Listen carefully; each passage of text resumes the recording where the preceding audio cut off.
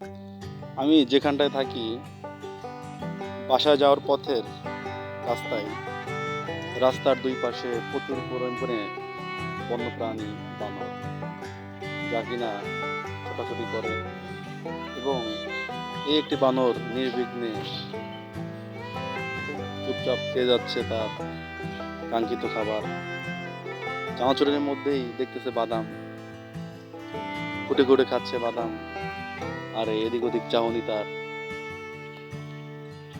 একটি জিনিস লক্ষ্য করলে দেখা যায়, এই বানরগুলি একা একা খাবার খায় না, তার সন্তান, তার পরিবার পরিজন নিয়ে খাবার খাওয়ার চেষ্টা করে।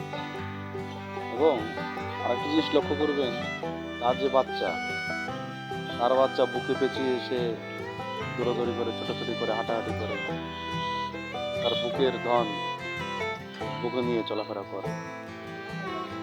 এই তার মায়ের মমত্ববোধ, মায়ের মাতৃত্বের ভালোবাসা, এটাই পরিলক্ষিত করা যায়।